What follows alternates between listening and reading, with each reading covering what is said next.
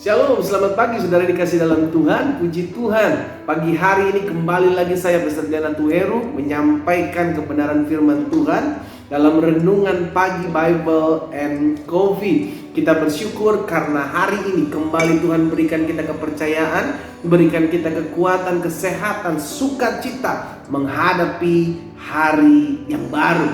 Dan kita bersyukur karena firman Tuhan katakan, carilah dahulu kerajaan Allah serta kebenaran terlebih dahulu, maka semuanya akan ditambahkan kepadamu. Dan kita mau belajar kebenaran firman Tuhan dan kita mau merenungkan firman Tuhan, maka Tuhan yang akan menyertai dan menopang kita sepanjang hari ini. Kita berdoa, kita datang kepada Tuhan. Bapa, terima kasih buat hari yang baru. Kami bersyukur karena hari ini kami masih boleh diberikan kesempatan untuk kembali merenungkan firman Tuhan. Roh Kudus tuntun kami, Roh Kudus ajar kami sehingga kami mengerti akan kebenaran. Dan biarlah kebenaran ini yang memerdekakan hidup kami. Berkati rekan-rekan Bible and Coffee pada pagi hari ini yang kami siapkan hati kami untuk mendengarkan firman-Mu. Di dalam nama Yesus kami berdoa. Haleluya.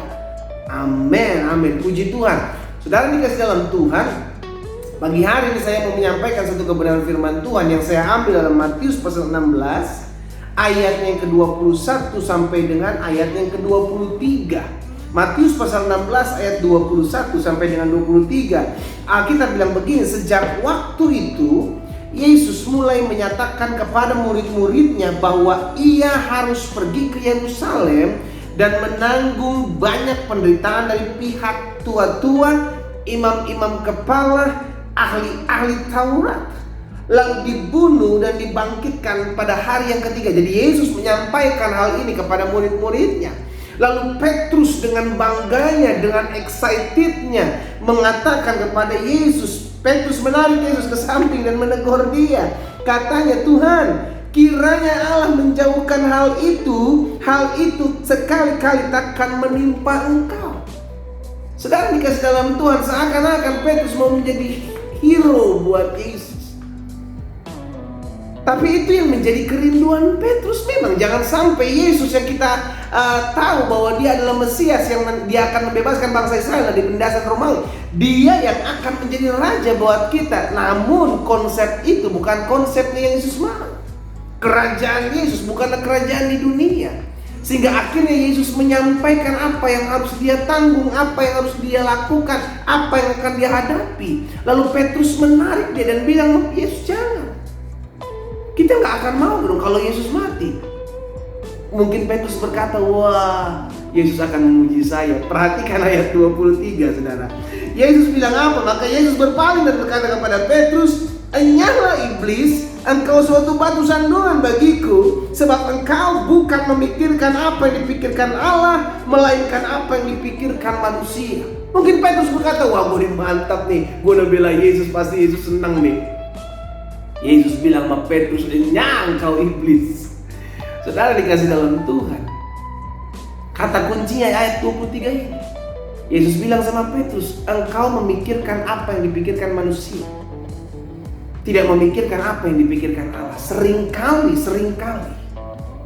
itu yang kita alami. Dimulai dari pikiran, maka akan ada buah dari pikiran, akan ada actionnya dari pikiran-pikiran kita. Kita mulai menyimpan pikiran-pikiran yang membuat kita takut, khawatir, bimbang, maka respon dari hidup kita akan menunjukkan orang-orang yang panik, takut, dan bimbang.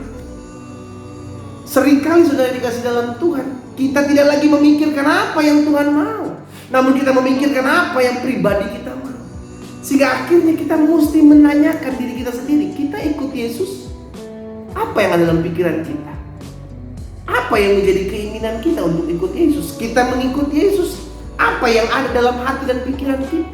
Kalau kita mengikut Yesus, pikiran kita salah sama dengan murid-muridnya. Kita memiliki konsep yang berbeda dengan konsepnya Tuhan. Sebagaimana Yesus menegur keras Petrus, engkau hanya memikirkan apa yang dipikirkan manusia, namun tidak memikirkan apa yang dipikirkan Allah. Jangan sampai Yesus menegur kita juga. Kita hanya memikirkan pikiran-pikiran kita. Kita hanya memikirkan kesenangan-kesenangan kita. Kita hanya memikirkan kesukaan-kesukaan kita, tanpa memperhatikan keinginan, kesukaan, dan kesenangannya Bapa. Apa yang Tuhan mau adalah jiwa-jiwa. Karena itu tetap terus kerjakan keselamatan jiwa-jiwa melalui apa yang kau bisa kerjakan. Bagikan apa yang kau bisa bagikan untuk kerajaan surga. Lakukan apa yang kau bisa lakukan untuk memperlebar kerajaan surga. Karena Bapa fokus kepada jiwa-jiwa. Jangan sampai kita hanya ribut dan ribut. Akhirnya kita lupa. Kita sedang tidak melakukan apa yang Bapa pikirkan, namun kita sedang mengerjakan apa yang kita pikirkan. Saudara yang dikasihi dalam Tuhan, Yesus menegur Petrus. Yesus bilang kau suatu batu sandungan. Jadi kalau orang-orang yang hidupnya cuma memikirkan diri sendiri, orang-orang yang hidupnya cuma memikirkan ketakutan, kepanikannya, kekhawatirannya, dia merupakan batu sandungan. Kenapa? Karena hidupnya sudah tidak lagi menjadi berkat bagi sesama. Hanya memikirkan apa yang menjadi kesenangan saya. Ego saya dipentingkan. Yang penting saya berhasil. Yang penting saya bisa disukses. Saya bisa kaya. Akhirnya ribut sana, ribut sini, menghalalkan segala cara. Karena hanya dipikirkan adalah pikiran-pikiran manusia. Saudara dikasih dalam Tuhan, jangan sampai kita hanya memikirkan kesenangan kita. Kita lupa hidup kita bukan kita lagi, saudara, melainkan Kristus yang hidup dalam kita. Apa yang sudah kita kerjakan buat pekerjaan Tuhan. Jadi saya pelajari di sini, seringkali pikiran kita yang pertama membawa kita kepada kelemahan-kelemahan kita. Ketika kita ikut Yesus, maka pikiran kita harus diubah. Karena apa? Peperangan pertama terjadi di pikiran. Kita mulai memikirkan kelemahan-kelemahan kita. Kita berkata, aku gak bisa nih. Gue gak akan sanggup deh bertobat dah. Abis gue jatuh bangun terus udah gak apa-apa lah. Gak mungkin lah rumah tangga gue pulih. Gak mungkin lah keluarga gue dipulihkan. Gak mungkin lah suami gue bisa mengalami pertobatan. Gak mungkin lah istri saya gak mengalami pertobatan. Dimulai dari pikiran-pikiran kita. Karena itu Paulus bilang, apa yang baik, apa yang manis, apa yang sedap didengar, apa yang patut dipuji, pikirkanlah semuanya itu. Sehingga akhirnya kita mengerti buah dari pikiran akan timbul action dari apa yang kita pikirkan. Orang yang pikiran-pikirannya jahat, pikiran-pikirannya ketakutan, akhirnya responnya adalah respon yang menakutkan. Saudara dikasih dalam Tuhan. Saudara dikasih dalam Tuhan. Saul memiliki ketakutan kedudukannya diambil oleh Daud. Padahal Daud tidak pernah merancangkan hal tersebut. Karena ketakutan yang ada dalam pikiran Saul, makanya dia mulai berusaha untuk membunuh Daud. Karena apa? Pikirannya. Sudah dikasih dalam Tuhan, hati-hati dalam kita mengiring Tuhan. Kalau iblis tidak bisa menghalangi kita untuk datang beribadah kepada Tuhan, maka dia akan mulai menaruhkan segala yang iblis mau ada di pikiran kita. Karena itu jangan sampai segala sesuatu itu masuk dalam pikiran kita. Biarlah apa yang baik yang masuk dalam pikiran kita. Sehingga akhirnya respon kita, apa yang kita kerjakan, apa yang kita lakukan, itu merupakan apa yang baik. Jadi yang pertama saya pelajari, seringkali pikiran kita membawa kita kepada kelemahan-kelemahan kita. Seringkali pikiran kita mengarahkan kita bahwa kita nggak bisa, kita nggak mampu, kita nggak kuat, kita hanya bisa sebagai orang yang jatuh bangun dalam dosa. Kita nggak akan pernah bisa pulih dan Tuhan nggak akan pernah bisa pulihkan, saudara. Kalau pikiran itu adalah pikiran kita, patahkan dalam nama Yesus. Ingat, engkau sudah dibeli dengan darah yang mahal. Ingat, kita adalah anak-anak Allah. Ingat, Tuhan tidak pernah melihat kekurangan kelemahan kita, karena Dia mati bagi kita untuk menebus kita. Karena itu bangkit, karena itu semangat, ubah pola pikir kita. Yang kedua saya pelajari, seringkali pikiran kita hanya mementingkan kehendak dan keinginan kita sendiri. Akhirnya kita lupa bahwa tujuan hidup kita adalah bagaimana saya menyenangkan hati Bapa. Bagaimana saya hidup mempermuliakan nama Tuhan.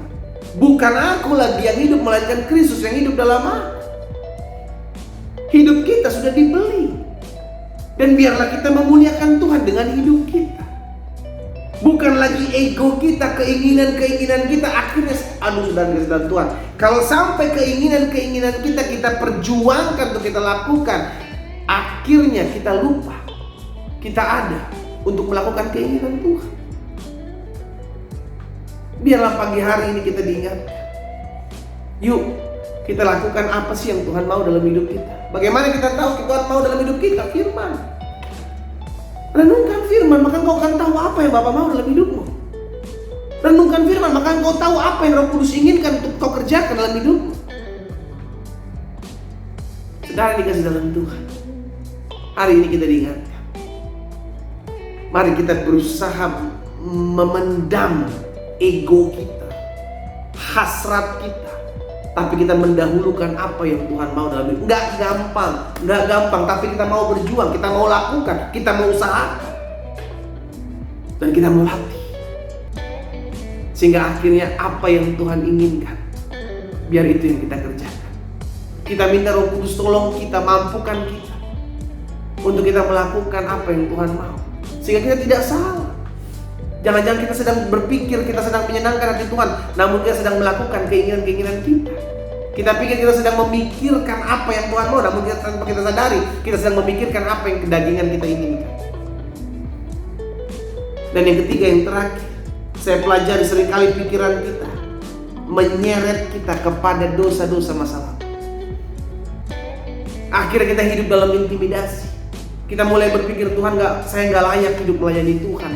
Saya belum layak, saya belum sempurna melayani Tuhan. Saudara, kapan kita sempurna? Ketika kita melayani Tuhan, kita disempurnakan.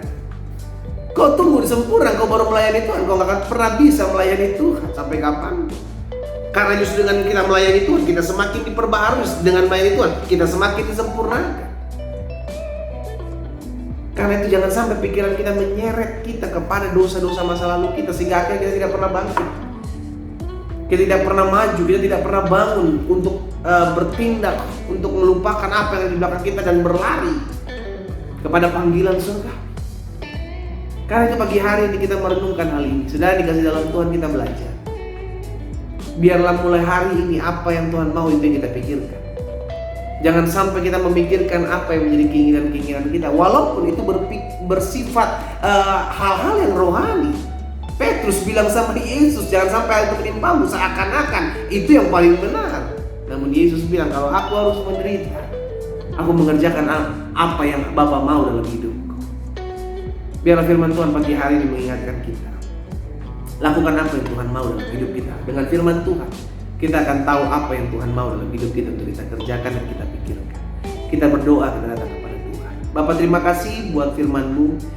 Pagi hari ini kami diingatkan, biar firman termaterai dalam hati kami. Kami melakukan apa yang Tuhan mau untuk kami kerjakan. Biarlah apa yang kami pikirkan adalah itu yang Tuhan inginkan. Biarlah apa yang ada dalam pikiran kami tidak menyeret kami kepada dosa-dosa masa lalu kami. Biarlah apa yang di pikiran kami tidak membawa kami kepada kelemahan-kelemahan, keterbatasan-keterbatasan kami. Dan biarlah apa yang menjadi pikiran kami tidak mementingkan kehendak dan keinginan kami sendiri. Tuhan, tolong kami, Roh Kudus mampukan kami untuk kami selalu mengerjakan apa yang Tuhan mau dan dimulai dari pikiran kami. Mampukan kami, karena kami percaya bagi Tuhan tidak ada perkara yang mustahil. Di dalam nama Tuhan Yesus kami berdoa. Haleluya. Amin. Kita nikmati kopi kita.